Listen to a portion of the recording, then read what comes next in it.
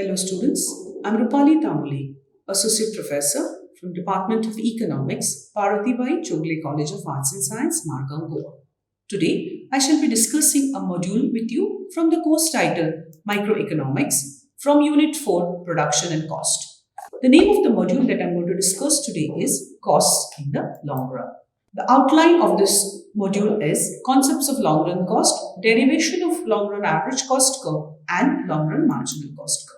The learning outcomes of this module are you're going to learn concept of long run cost curve, that's average and marginal, and derivation of long run cost curve, average and marginal. Let's understand what is long run cost curve. In the long run, no factors of production are fixed or all factors of production are variable.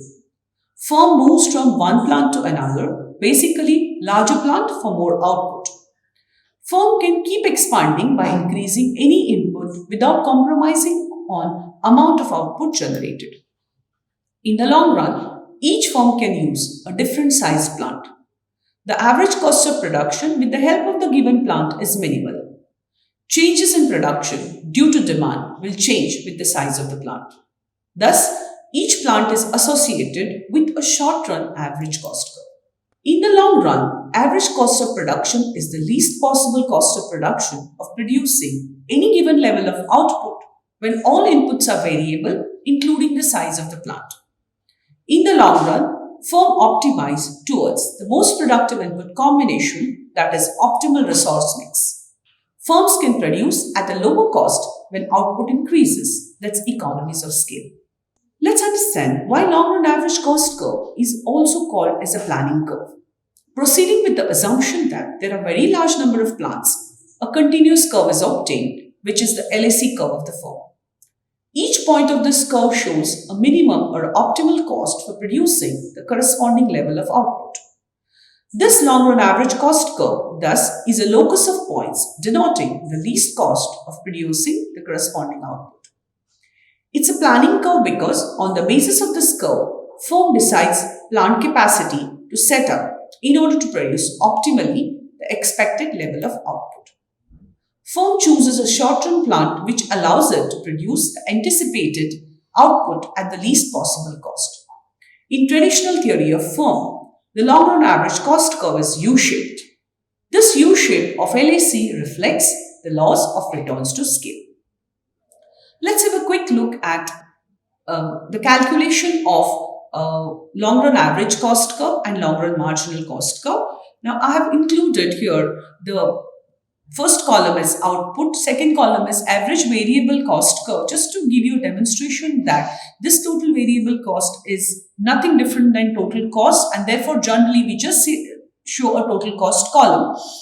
And then we have long-run average cost curve, which is calculated by dividing column 3 with column 1, and you got the long-run marginal cost curve, which is divided by finding the difference between this 20 and 0 and divided by this difference 1 minus 0, which is equal to 20 over here. You can calculate the remaining values and draw the diagram. How do we derive this long-run average cost curve? In the short run, size of the plant is fixed. Each SAC, that's short-run average cost curve, corresponds to one plant. Suppose there are 3 plants, each corresponding with the least cost. In the short run, producer is left with the option of operating only on one SAC. In the long run, producer will shift from one plant to another depending on the levels of output. In the long run, firm has a choice to produce on that SAC where cost is minimum for a given level of output. LAC depicts the least possible average cost for producing various levels of output when all factors, including the size of the plant, has been adjusted. On a given LAC, there will be infinite number of SACs with a carrying capacity. When a decision to produce is taken, producer will choose the output and produce on the corresponding plant. Let's have a look at this diagram. As I said, you got series of short-run cost curves. You got SAC1, SAC2 and SAC3. With each of the short-run average cost curve, we have corresponding short-run marginal cost curve, SMC1, SMC2 and SMC3. Now, as I just said, LAC is a locus of tangency points between all short-run average cost curves. So, you've got one tangency point here, and one here. So, we draw LAC by joining these tangency points. How do we draw a long-run marginal cost curve? At a point where LAC is tangent to SSC, we draw a line perpendicular so that it touches the corresponding SMC curve. We mark that point. This point is here. Again, from here we draw a perpendicular which touches the SMC, and we join all those points to give us a long-run marginal cost curve.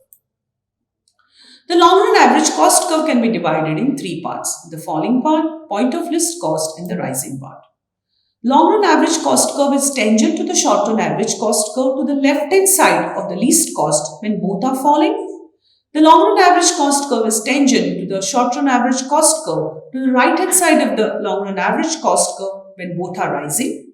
There will be one single point on the entire curve where least cost of short-run average cost curve coincides with the least cost of long-run average cost curve. Even though there is an option to choose point of least cost, the firm either chooses to operate on the falling portion or the rising portion of the long-run average cost curve because average cost on falling portion of plant is less than the point of least cost. Therefore, a firm will construct a new plant with higher capacity and produce on falling portion of new plant rather than producing on the least cost of point of previous plant. Why firm operates on a short-run average cost curve even in the long run? The reasons are building a plant with a higher capacity in anticipation that output will increase, but operating at a lower level of output would lead to underutilization of the capacity, thereby increasing the average cost of production.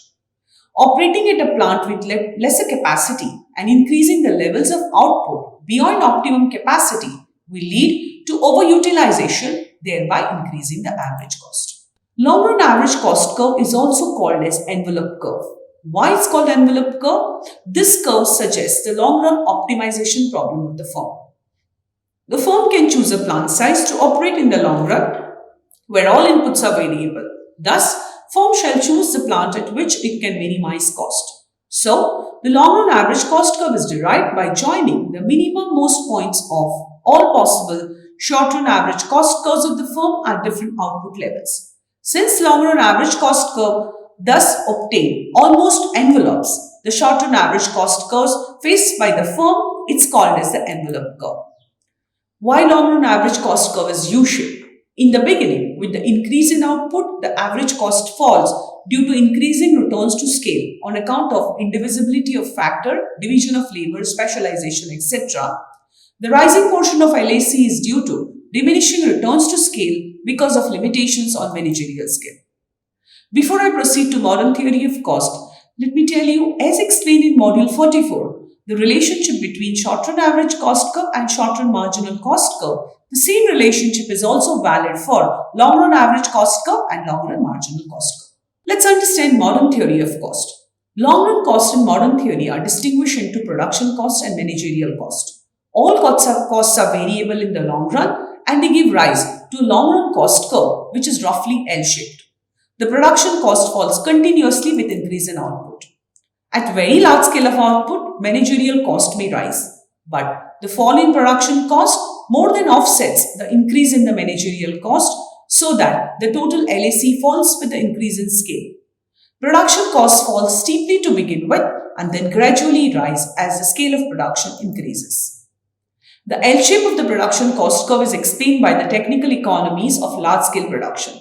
Initially, these economies are substantial, but after a certain level of output is reached, all or most of these economies are attained and the firm is said to have reached the minimum optimal scale given the technology of the industry. If new techniques are invented for larger scales of output, they must be cheaper to operate. But even with the existing known techniques, some economies can always be achieved at larger output because economies from further decentralization and improvement in skills, lower repair cost can be attained if the firm reaches a certain size. The firm, especially if it's a multi-product, may well undertake itself the production of some of the materials or equipments which it needs instead of buying them from other firms. The next part of modern theory of cost is managerial cost. In the modern industrialized sector, for each plant size, there is a corresponding organizational administrative setup appropriate for the smooth operating of that plant. There are various levels of management, each with its appropriate kind of management techniques. Each management technique is applicable to a range of output. There are small scale as well as large scale organizational techniques. The cost of different techniques of management falls up to a certain plant size. At a very large scale of output, managerial cost may rise but very slowly. Production cost falls smoothly at a very large scale, while managerial cost may rise only slowly at a very large scale. Modern theories seem to accept that fall in technical cost more than offsets the probable rise of managerial cost, so that the long run average cost curve falls smoothly or remains constant at a very large scales of output. Thus, cost is an integral part of production and significance of the cost is subject to time constraint. Thank you so much.